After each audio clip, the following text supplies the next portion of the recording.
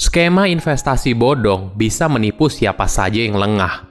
Halo semuanya, nama saya Michael. Selamat datang di channel saya, Sikutu Buku.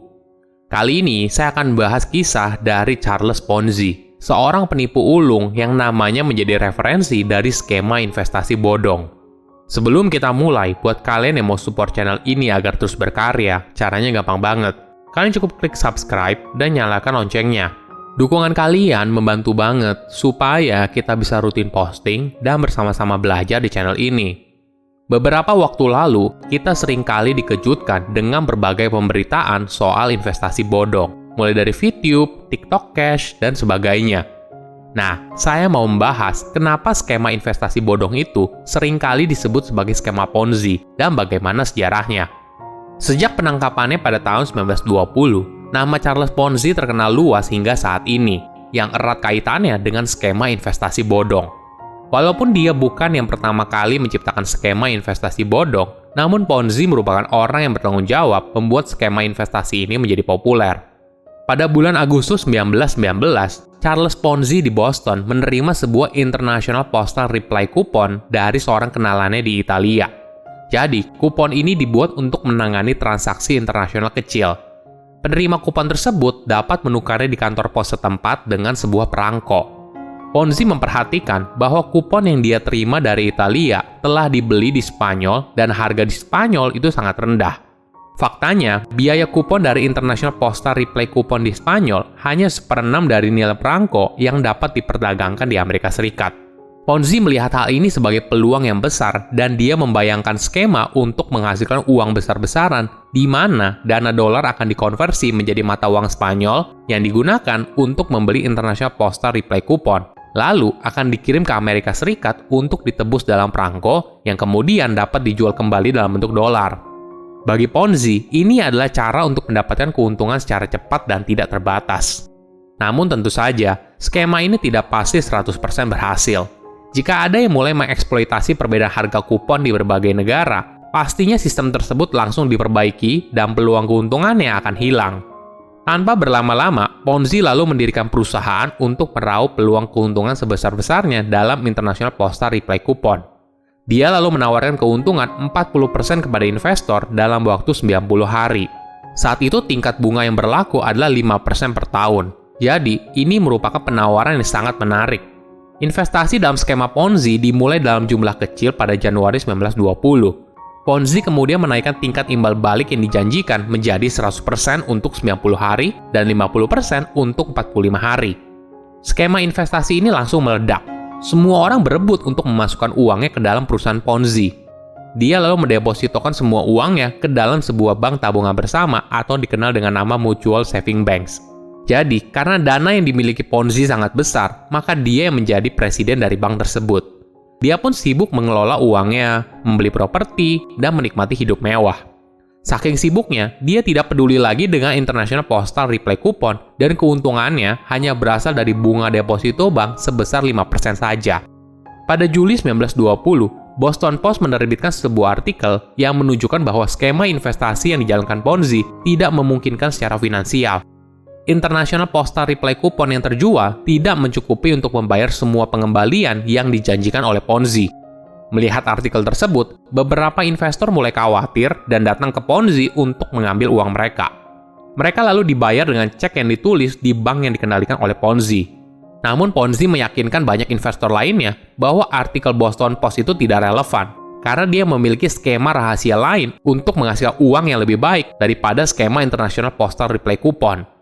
Ponzi begitu meyakinkan hingga mayoritas investor masih mempercayainya sebagai orang yang jenius. Ancaman yang lebih serius muncul ketika jaksa wilayah Boston memerintahkan perusahaan Ponzi untuk berhenti menarik investasi baru sampai ada audit atas pembukuan perusahaan. Boston Post menerbitkan artikel lagi soal hutang Ponzi senilai jutaan dolar dan bertanya, mengapa Ponzi menyimpan dana di bank yang menghasilkan bunga 5% setahun? Padahal, dia mengaku bisa menghasilkan keuntungan lebih dari 50% dalam waktu 45 hari. Reporter Boston Post kemudian menemukan masa lalu Ponzi. Ia lahir di Italia, tetapi dibesarkan di Montreal, Kanada. Sebagai seorang pemuda, dia telah terlibat dalam mengatur pengiriman uang oleh imigran Italia ke keluarga mereka yang ada di Italia. Ada tuduhan bahwa sebagian kiriman uang tidak pernah sampai. Di Montreal, Ponzi telah dikirim ke penjara karena memalsukan tanda tangan untuk cek. Setelah dibebaskan dari penjara di Montreal, dia berimigrasi ke Boston, di mana dia bekerja sebagai buruh kasar, seperti mencuci piring dan juru tulis hingga tahun 1999. Saat itu, dia mengetahui soal International Postal Reply Coupon. Pemberitaan dari Boston Post dan audit atas perusahaannya menghancurkan skema investasi yang diciptakan oleh Ponzi. Ketika dia dituduh melakukan pencurian besar dan menggunakan surat untuk menipu, dia memberitahu investornya bahwa semua masalahnya berasal dari fakta bahwa orang kaya mencoba menghukumnya karena memberi orang kecil kesempatan untuk menghasilkan tingkat pengembalian yang tinggi. Namun, dia divonis bersalah karena menjalankan skema investasi bodong dengan total kerugian mencapai lebih dari $8 juta yang berasal dari 30.000 investor. Ponzi lalu dipenjara tetapi dibebaskan bersyarat setelah 3,5 tahun. Saat menjalani pembebasan bersyarat, tabiat lama Ponzi tidak hilang. Di Florida, dia lagi-lagi dikirim ke penjara karena penipuan properti, di mana dia menjanjikan imbal balik 200% dalam waktu 60 hari. Dia kembali keluar dari penjara dengan jaminan, tetapi ditangkap kembali dan dipindahkan ke Massachusetts, di mana dia dipenjara selama 7 tahun. Ketika dibebaskan dari penjara, dia lalu dideportase ke Italia. Di sana, Ponzi lalu mendapatkan pekerjaan di Alitalia, sebuah maskapai pesawat Italia, hingga perusahaan yang angkat kaki di Brasil saat Perang Dunia Kedua. Di sana, Ponzi lalu mencoba berbagai pekerjaan, namun tidak berhasil, hingga akhirnya dia meninggal dalam kemiskinan. Mengutip dari usnews.com, ada beberapa tips supaya kita terhindar dari investasi bodong. Pertama, cek perusahaannya. Apakah perusahaannya ada di Indonesia? Apakah terdaftar dan diawasi oleh otoritas jasa keuangan? Cek juga reputasinya. Berapa lama perusahaannya sudah berdiri dan bagaimana rekam jejaknya selama ini? Ingat, ini uang yang kamu kumpulkan dengan jerih payah, maka kamu harus sangat hati-hati sebelum menaruh uangmu ke dalam skema investasi manapun. Kedua, selalu bersikap skeptis. Jika ada penawaran investasi yang sangat menjanjikan, kamu harus pahami dulu secara lebih dalam bagaimana skema investasinya bekerja. Jika kamu tidak memahami skema investasinya, lebih baik jangan taruh uangmu di sana. Ingat, sebelum menaruh uangmu, kamu harus paham 100% dengan skema investasinya. Bagaimana mereka bisa menghasilkan imbal balik yang mereka tawarkan, dan sebagainya. Perlu diingat, kinerja masa lalu tidak mencerminkan kinerja masa depan ya. Ketiga, lebih hati-hati ketika mendekati masa pensiun. Menurut sebuah studi oleh Asosiasi Administrator Sekuritas Amerika Utara, hampir setengah dari semua keluhan investor yang diajukan berasal dari kelompok senior.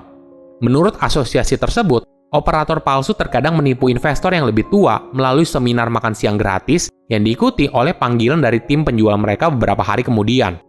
Selain itu, ketika mendekati masa pensiun, sebaiknya memilih skema investasi yang cenderung lebih konservatif daripada agresif. Perlu selalu diingat, apabila ada seseorang yang menjanjikan keuntungan investasi yang tinggi atau stabil secara tidak wajar, kamu harus wajib waspada. Kamu harus sadar kalau tidak ada cara apapun yang bisa menjadi jalan menuju kekayaan dengan cepat. Skema investasi yang terlalu menjanjikan biasanya tidak sesuai dengan kenyataan. Silahkan komen di kolom komentar pelajaran apa yang kalian dapat ketika tahu informasi ini. Selain itu, komen juga mau tahu informasi apa lagi yang saya review di video berikutnya. Saya undur diri, jangan lupa subscribe channel YouTube Sikutu Buku. Bye-bye.